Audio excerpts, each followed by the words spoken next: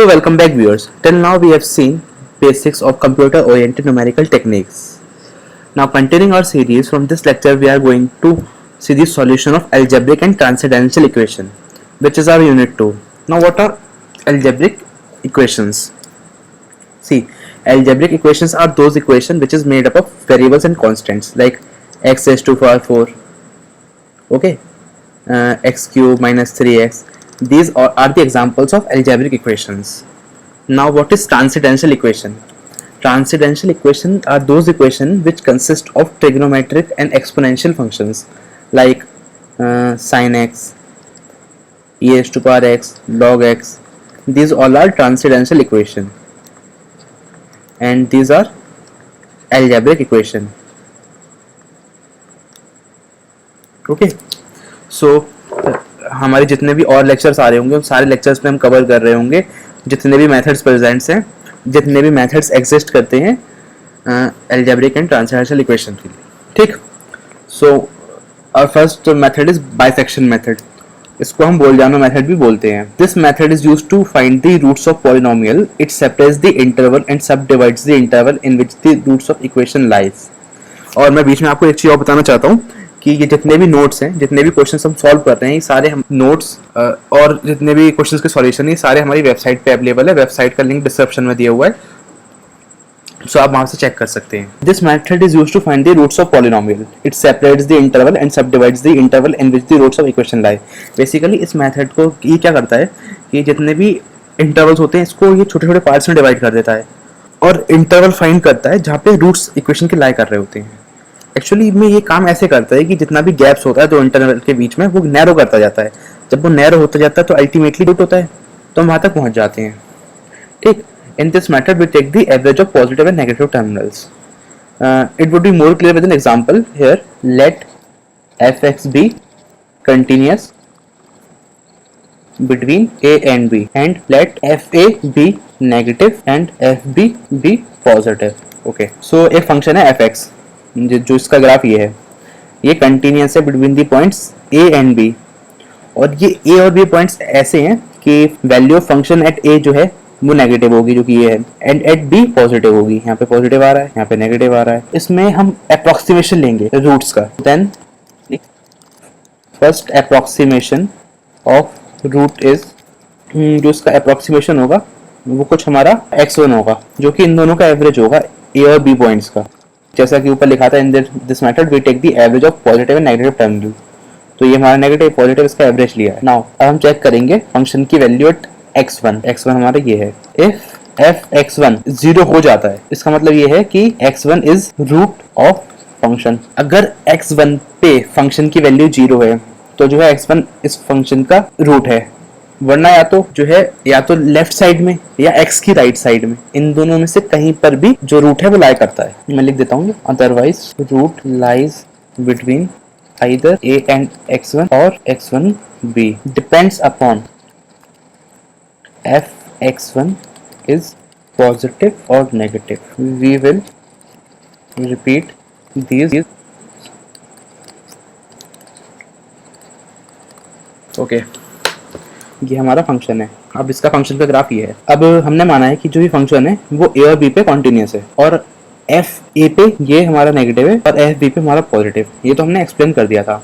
अब ये जो हमारा बाइसेक्शन मेथड है ये ऐसे वर्क करता है कि ये इंटरवल्स में डिवाइड कर लेता है और जो गैप होता है किसी भी रूट को फाइंड करने के बीच में उसको नैरो करता रहता है एवरेज ले लेके. ऐसे काम करता है ये. अब इसमें क्या था, हमने यहाँ पे x1 को अप्रोक्सीमेशन लिया है रूट का जो कि एवरेज है a और b पॉइंट्स का.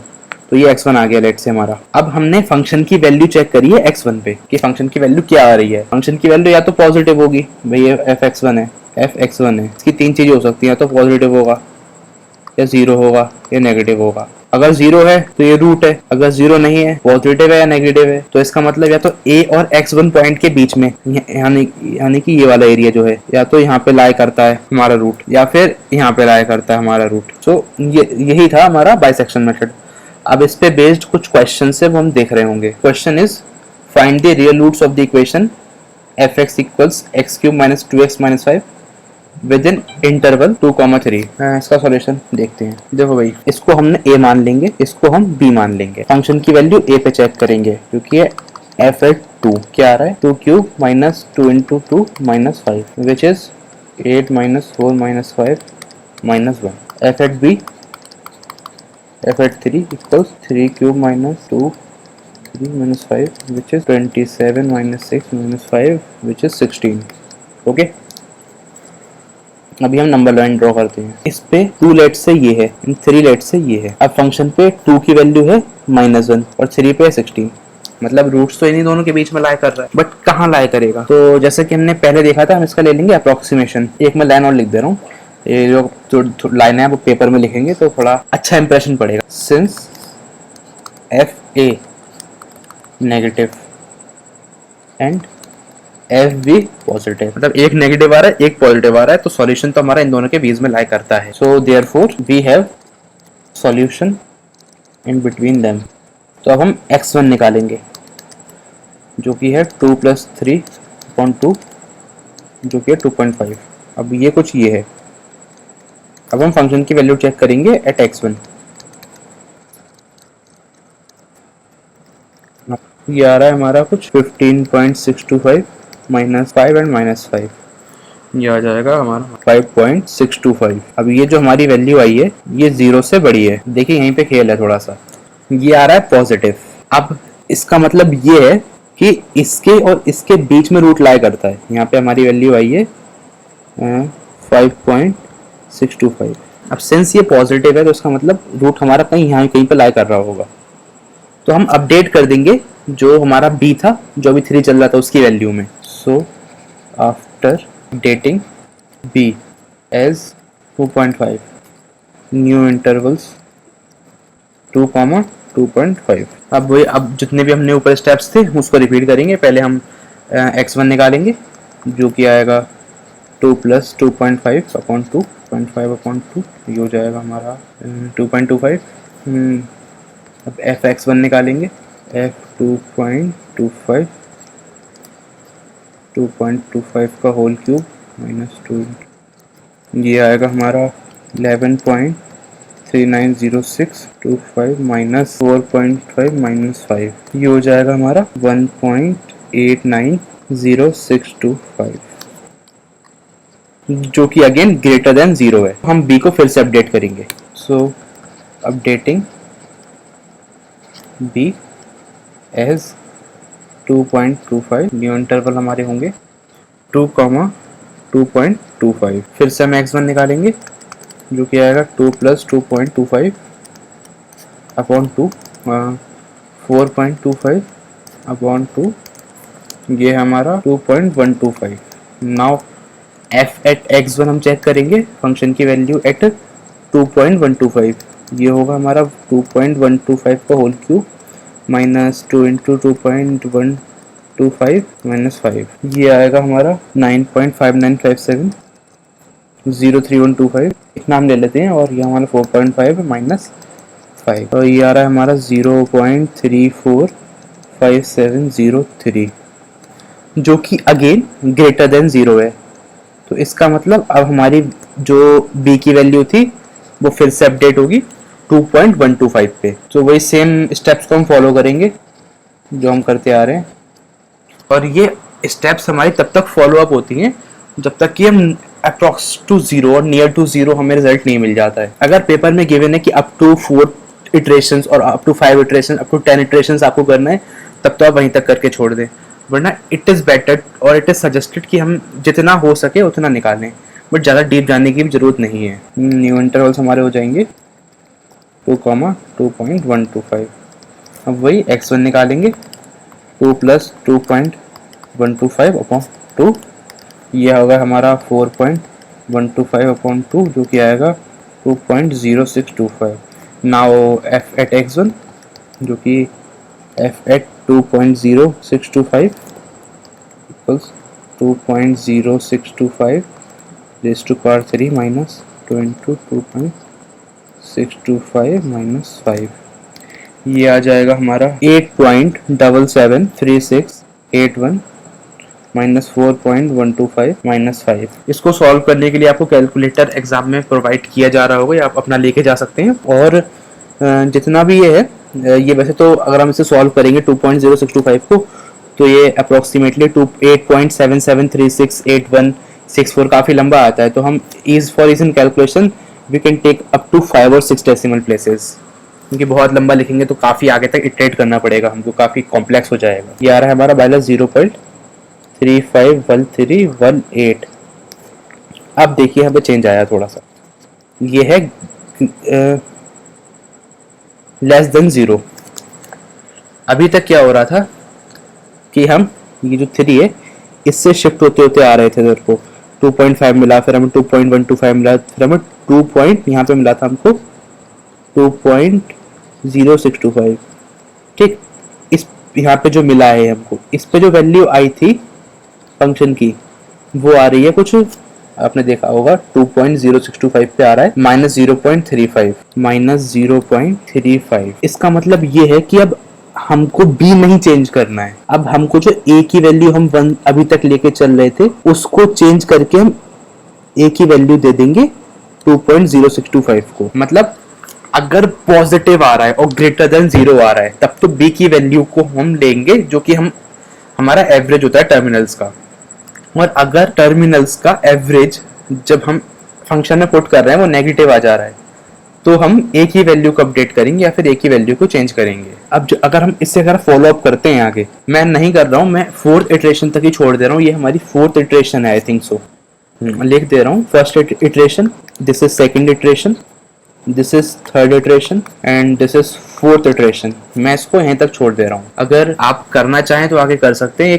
ये अप्रोक्सीमेटेड ये है कि ये 13 तक जा रही है, काफी आगे तक जाएगी, तो अगर आप ये करना चाहें तो कर सकते हैं। मैं यहीं पे छोड़ दे रहा हूँ उसको। और हम ये कहते हैं so the root of given equation up to 4 place, याद रखिएगा अप टू 4 प्लेस निकाला है हमने, up to 4 place of decimal is 2.0625। एक क्वेश्चन और देखते हैं हम कि the question is find the real root of the equation x square minus 3 equals 0 for x belongs to 1 और 2।